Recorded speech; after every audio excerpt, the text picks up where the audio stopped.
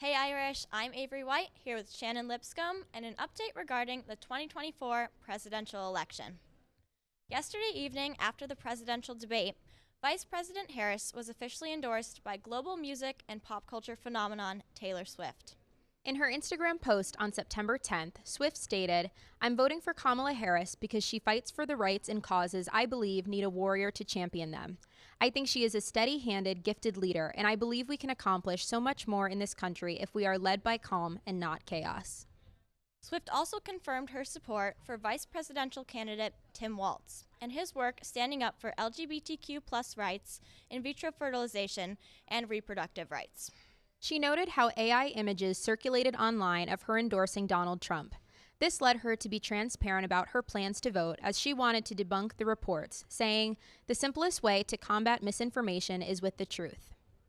The post was signed Taylor Swift, Childless Cat Lady, which seemingly references an interview that current Republican vice presidential nominee J.D. Vance did in 2021 with Fox News. Effectively run in this country via the Democrats, via our corporate oligarchs, by a bunch of childless cat ladies who are miserable at their own lives and the choices that they've made, and so they want to make the rest of the country miserable too. If you look at Kamala Harris, Pete Buttigieg, AOC, the entire future of the Democrats is controlled by people without children. This is not the first time Taylor Swift has voiced her opinion in politics. In 2018, she took a stand against Republican Senate candidate and now current Tennessee Senator Marsha Blackburn. Swift stated that she cannot vote for someone who will not be willing to fight for dignity for all Americans, no matter their skin color, gender, or who they love. Swift also endorsed the Biden-Harris campaign in 2020 and spoke to V magazine about why she would be voting in that direction. Swift has put a link to vote.gov in her Instagram story to encourage all to register and make their voices heard in the upcoming election as well. The last time this was done, she led voter registrations to increase by more than 35,000. Shannon and I took to the streets to see how Swifties on campus are feeling about the endorsement. So I'm sure you guys have seen that last night Taylor Swift endorsed Kamala Harris. How are you feeling about it? I think it makes a lot of sense coming from Taylor Swift. I think she's been strong in her political opinions for a while and definitely doesn't like things to be misconstrued about her opinions. So I think it made sense for her to make a stand for what she believed in for this election.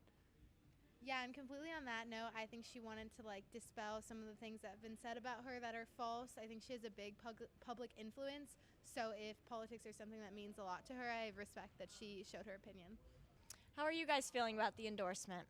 I think it's a great thing for a celebrity, especially of her stature, to encourage people to really get informed and go out there to vote, even if it might be for a different party. I think it gets people on the radar, so I think it's a good thing. Yes, awesome. Thank you. Yeah, I think a lot of her demographic is probably younger, which are people that are less informed, so it is good that she's encouraging people to educate themselves. Awesome. Thank you, guys. Swift will return to the Eras Tour this fall as she begins a second leg in the U.S. on October 18th in Miami. She will then be in Indianapolis November 2nd and 3rd, which is the weekend before the presidential election. Stay tuned to find out if she brings attention to this event and her political stance on stage. Call it what you want, but we'll be in our political era for the rest of the fall, right here on NDTV.